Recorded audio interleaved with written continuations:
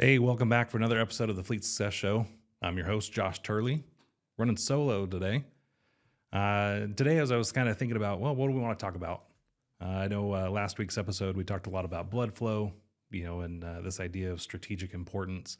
How do you decide what to dedicate your time towards? The week before, we were talking a little bit about culture and how important that is in your organization. And I wanted to kind of bring those two together a little bit and talk about this concept of, it's a mantra that I've kind of lived by over the past several years as a leader, especially, is this concept of to be unclear is to be unkind, right? And for our listeners, if you've read the Fleet Success Playbook, if you followed me for any kind of time, you know that this is something I get really passionate about is as a leader, how are you showing up for your team? And when you're deciding things like where do we spend our time, what is the priority right now? How do we go and execute against a vision, right? And your responsibility has to be casting that vision. You can't go do the work for your team. You can't step in and turn every wrench. You can't step in and order every vehicle. You have to rely on your team members to do that work. But it befalls on you to create that clarity around what needs to be done, how important it is, and where they should be spending that time, that blood flow. And I say this because just recently in the last week or two, there was an experience where I noticed that there was something going on in the weeds. And my first reaction, having grown up in the business, is I want to get into it, right? I want to go into the weeds. I want to go micro. I want to think small and try to fix that problem, right? We have a natural tendency to try to fix problems and fix pain. When we're, when we're hurt, right? What's the first thing we do? We grab the place where it hurts. And in business and leadership, running a fleet, it's no different. It's all the same. So for us, I think about, have I been clear enough, right? When there's pain in the business and I feel myself wanting to dive in and go micro, have I been clear enough with my team so that I can stay out of the fray and help guide and direct efforts, dive as I need to, but only so deep? Because if I'm heads down, I'm not focused on the rest of the picture. I'm not looking at what matters most and making sure that the team's staying focused. Instead, I'm distracted, right? So to tell you a little story, this past week, I had my assistant send out a note to the team that says, hey guys, we've noticed this issue, right? And in order for me to stay out of it, I need to know that somebody else has got this and is taking ownership of it, right? A couple days go by, I'm out of the office, so I don't necessarily follow up, but these are executives. They can handle it, put it on their lap. I know that it's going to get taken care of, except Monday comes around and I look at it and nobody's taking ownership of the issue, right? It hasn't been dealt with yet. Now, my first reaction, and I think many of you would probably be in that same thing, if you've asked somebody to do something and they haven't done it yet, your first reaction is, what's going on? Why haven't they done this yet? Why are they ignoring me, right? And you make it about you get defensive, you get, maybe you get pissed off, right? And you have to take a second and pause and ask yourself the number one question, which I led off the podcast with, which is, to be unclear is to be unkind. Have I been clear enough with my team about the things that I'm expecting from them, right? And in this case, have I really gotten clear about what my expectation was when I said I need somebody to own this and to really, take this project on, or to make sure that this issue gets fixed? And as I looked through it, I realized there was areas that I saw we could have improved.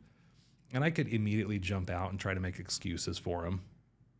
But instead, I would challenge you, if you're in that moment, in that situation, kind of pause and do a little bit of what I did.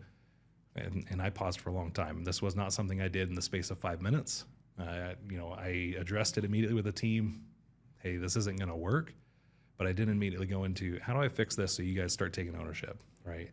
I gave myself several hours to think on that before I came at it and tried addressing the problem. And I'm glad I did, because my approach then turned into a co-creative approach, which was, hey, this isn't working. It seems like lately, there's been not necessarily lack of ownership, but a lack of communication, or something's not getting through correctly.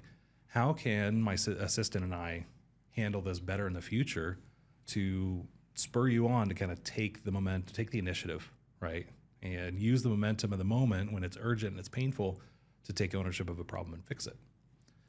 And it was amazing is as I did that, instead of coming out of the team and saying, you guys are terrible and all this, recognizing that it was my own lack of clarity that caused their confusion, and then asking them for their input and help in co-creating a solution to that confusion. It was amazing to see the accountability that came forward from that, right? To see that as they were looking at the problem and they were able to take a non-defensive, because it wasn't coming at them hard, I was throwing truth at them, but I wasn't coming at them and making it personal. They were able to look at that and say, based on this, I should have said X, Y, Z. I didn't. I apologize for that. Next time I will do a better job of this.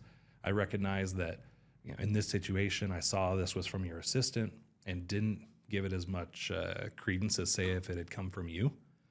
And that was something else that we looked at and realized, wow, we haven't been very clear about when is my assistant speaking as me and when is she speaking as her to know how much weight to throw into her request, right? And that shouldn't be a thing, but it is, right? You don't know necessarily, is the CEO asking for me to do this, or is this, something that she's personally asking me to do? We could have been more clear about that, right? And that was a reflective moment for me as well. There was some of the language that somebody mentioned that, we could have used stronger language to suggest how important this was. Totally true. But it was really a fun moment to see them recognize where they had fallen short and to see them then rise up and say, I can do better next time, and this is how I'm going to do better next time. And for us to realize that we could have been clearer and, again, just come back to that same statement, which is to be unclear is to be unkind, right? And what is the most important thing that we need to be working on right now?